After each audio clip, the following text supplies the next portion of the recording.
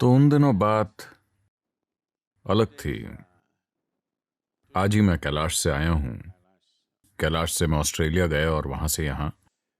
तो आज जब मैं यात्रा करता हूं तो मेरे साथ पूरा तामझाम होता है। ठीक है, बहुत व्यवस्था होती है। हमारे पास हर तरह के जूते हैं, गर्म कपड़े हैं, हमारे पास दस्ताने हैं और अच्छी गाड़ियां हैं। आप अंदाजा नहीं लगा सकते, सब व्यवस्थित है। तब मैं बस अकेला जाता था, लोकल बस से। आमतौर पर मैं बस की छत पर बैठता था क्योंकि मैं पहाड़ जरूर देखना चाहता था। और ये बसें भी कमाल होती थीं। वो हरिद्वार से सुबह 4 साढ़े 4 बजे चलती थी और सीधे या तो गौरीकुंड जाती या बद्रीनाथ। उन्हें वहां पहुंचना होता था, वो कहीं नहीं रुकती थीं। इन बसों को भूख हड़ताल बसें कहा जाता था। That means hunger strike buses. क्योंकि वो खाने के लिए कहीं भी नहीं रुकती थीं।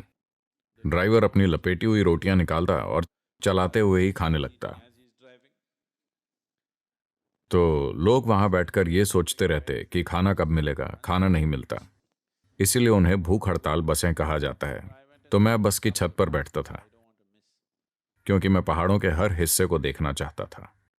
और बिजली के तार आते थे, कोई बिजली चिल्लाता था और मैं नीचे लेटकर फिर से उठ जाता था। तो मैं वहां कुछ भी लेकर नहीं जाता था। मैं इस तरह पहली बार नहीं गया था। लगभग 26 सालों तक मैं वहां लगातार गया, हर साल। बस मेरी जीन्स और टी शर्ट और मेरे पास एक कैनवस जैकेट थी जो मैं दक्षिण भारत में मोटरसाइकिल चलाते हुए पहनता था। ये बारिश के लिए बहुत अच्छी होती है, पर अचानक मैंने जाना कि जब आप ठंड में जाते हैं तो ये जैकेट वातावरण से भी ज्यादा ठंडी हो जाती है। तो मैं ऊपर गया और कांति सरोवर पहुंचा। तब दोपहर के लगभग 3:30 बज रहे थे। मैं वहां बैठ गया और पता नहीं मुझे क्या हुआ। मैं बस वहां बैठा था और मेरी आंखें खुली थीं। ये एक असाधारण ग्लेशियर झील है। As nature is phenomenally beautiful. प्राकृतिक रूप से इसकी सुंदरता अद्भुत है। मेरी आंखें खुली हुई थीं, मेरा मुंह बंद था, पर मैं अपनी ही आवाज को मेरे चारों ओर ऊंचे स्वर में गाते हुए सुन सकता था, बहुत ही जोर से, मानो किसी बड़े माइक्रोफोन से आ रही हो। नाद ब्रह्मा विश्वस्वरूपा, नाद ब्रह्मा विश्वस्वरूपा, नाद ही सकल जीवरूपा, नाद ही सकल जीवरूपा,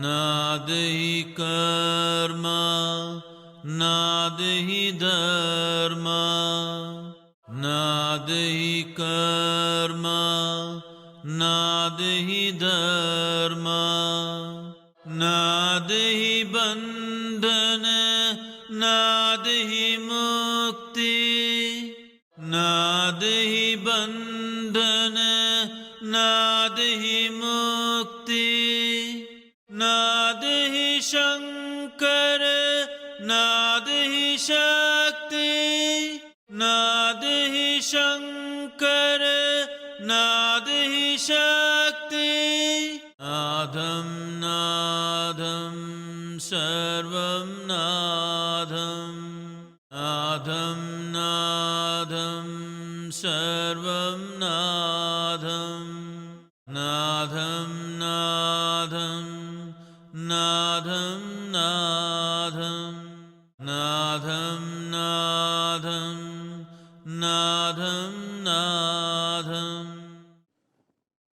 और मैं बस देख रहा था। मेरी आवाज इस मंत्र को गा रही थी। मैं पहली बार इसे सुन रहा था, पर यह मेरी आवाज में था और मेरा मुंह साफ तौर पर बंद था। तो मैं बैठकर मंत्र को सुनता रहा और इसी का हमने अभी अभी जाप किया। इसका अर्थ है ध्वनि। नाद का अर्थ है ध्वनि। साउंड एक सटीक अनुवाद नहीं है, पर अंग्रेजी में नाद के लिए कोई सटीक शब्द नहीं है। नाद साउंड से बढ़कर है।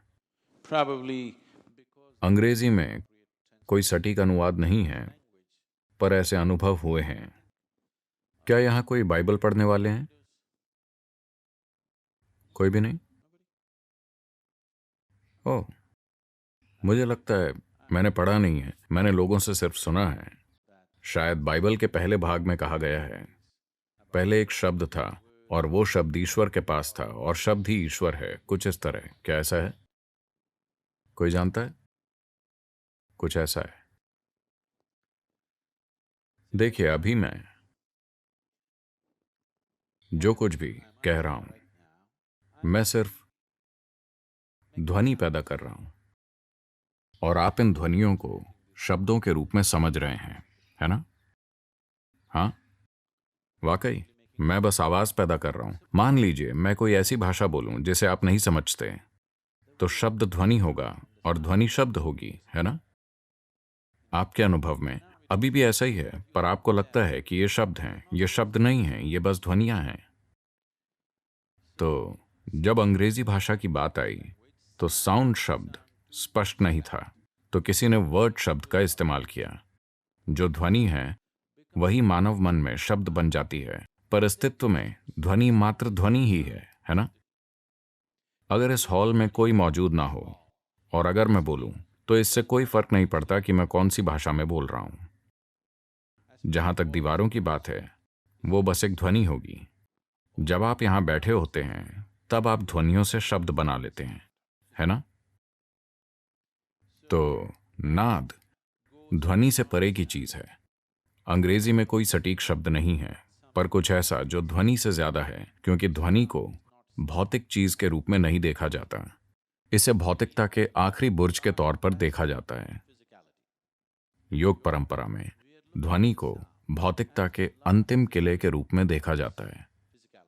उससे परे कोई भौतिकता नहीं है। it means sound is everything and sound is life. यानी ध्वनि सब कुछ है और ध्वनि ही जीवन है। जीवन के सभी रूप ध्वनियां हैं। ध्वनि का अर्थ है एक स्पंदन। आज आधुनिक भौतिकी अस्तित्व में हर चीज को मात्र एक स्पंदन के रूप में सिद्ध कर रही है। और धर्म और कर्म का अर्थ है, जो आपको उलझाता है वो कर्म है, जो आपको मुक्त करता है वो धर्म।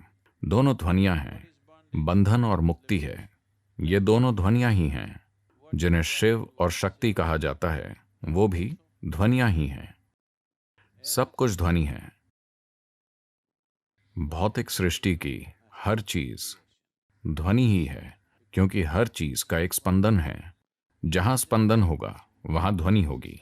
आप सुन सकते हैं या नहीं, बस यही सवाल है, पर ध्वनि मौजूद है। जहां कहीं भी स्पंदन है वहां ध्वनि है।